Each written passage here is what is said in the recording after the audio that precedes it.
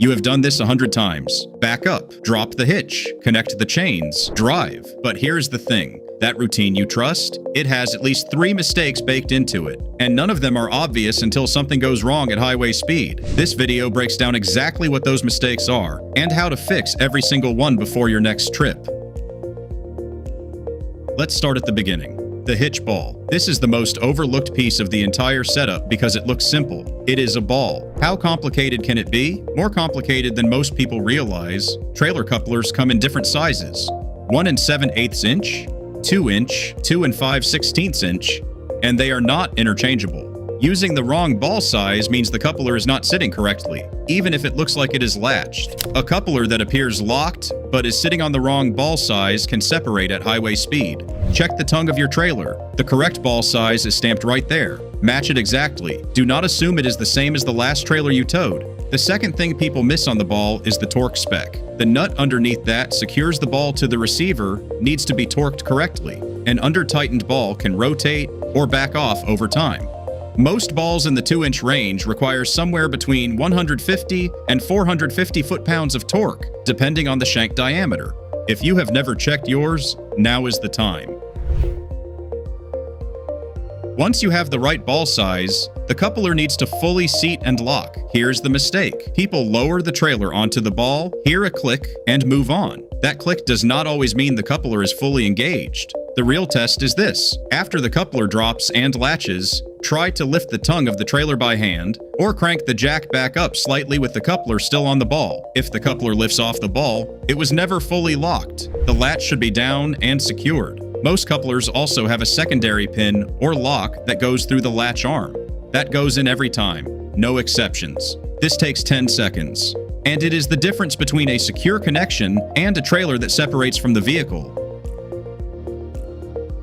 Safety chains look like a formality. They are not. If the coupler separates from the ball, the chains are the only thing keeping the trailer attached to the vehicle.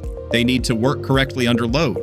2 mistakes happen here constantly. The first is running the chains straight across without crossing them. The correct method is to cross the chains in an X pattern underneath the tongue. This creates a cradle. If the trailer comes loose, the tongue drops into the cradle instead of hitting the ground, which keeps you from losing control entirely. The second mistake is slack. Too much chain hanging loose means the tongue drops several inches before the chains catch it. That impact can cause damage or even snap a chain that would have held under a gradual load. Cross the chains. Leave just enough slack to allow turning, not more. And always hook from the vehicle side, not the trailer side. That way, if the trailer separates, the chains stay with the tow vehicle. Plug in the 7-pin connector and you are done, right? Not quite. Before every trip, test every function. Brake lights, turn signals, running lights, reverse lights if your trailer has them, and most importantly, the brake output. Here is what most people do not check. Corrosion inside the connector. It builds up over time, especially if the trailer sits outside. Corrosion causes resistance. Resistance causes lights to flicker, dim, or fail entirely. It also interferes with the brake signal. Dielectric grease goes inside that connector every few months. It prevents moisture from getting in and keeps the connection clean. Also check the ground. A bad ground is responsible for more electrical issues than any other single cause. The ground pin is the flat pin at the bottom of the 7-way connector. If your lights are acting strange, start there. If your trailer has brakes, your tow vehicle needs a brake controller. Most people know this. What most people do not know is that setting it up incorrectly is almost as dangerous as not having one at all. The gain setting on your brake controller controls how aggressively the trailer brakes respond. Set it too low, and your trailer pushes the tow vehicle under braking. Your stopping distance increases dramatically. Set it too high, and the trailer brakes lock up before the vehicle brakes engage. That causes trailer sway. The correct setup requires a test stop. Find an empty road. Get to about 25 miles per hour. Apply the trailer brakes manually using the override switch on the controller, not the vehicle brakes. You should feel the trailer slowing the vehicle with moderate, smooth pressure. No locking, no jerking. Adjust the gain up or down until that stop feels controlled and even. Then do it again after loading the trailer, because a loaded trailer needs more gain than an empty one. This takes 5 minutes, and it changes how your entire rig behaves in an emergency.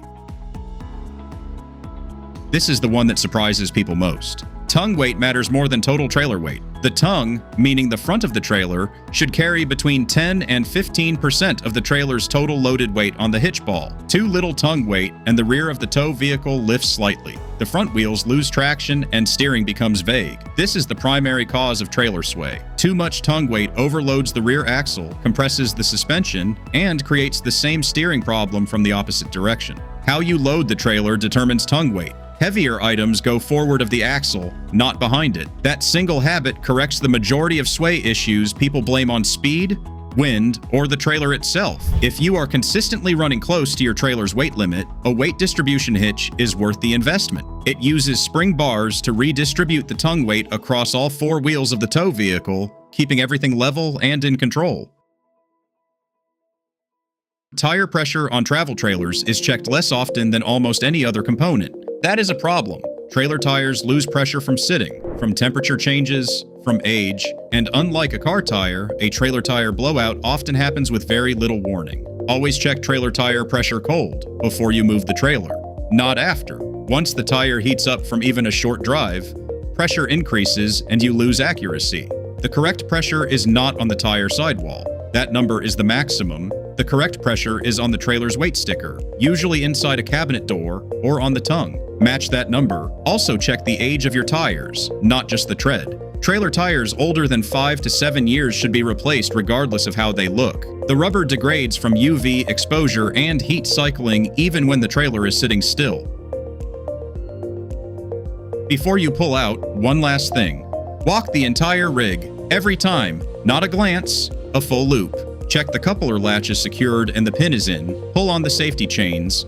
Confirm the 7-pin is seated. Check that the weight distribution bars are engaged if you use them. Verify the breakaway cable is connected to the tow vehicle, not the hitch ball. Test all lights one more time, then check that nothing is stored on the tongue that was not there when you set up. Gear shifts around. Items fall into places they should not be. The walkthrough takes 3 minutes, and it catches the things that everything else misses.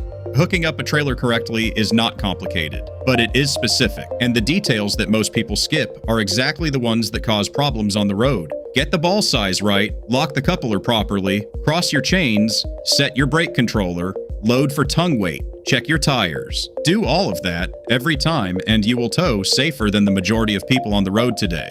If this helped you, drop a comment below with the one thing you had been doing wrong. You might save someone else the same mistake. And if you want more practical towing guides like this, subscribe and hit the bell, because knowing your gear's half the trip.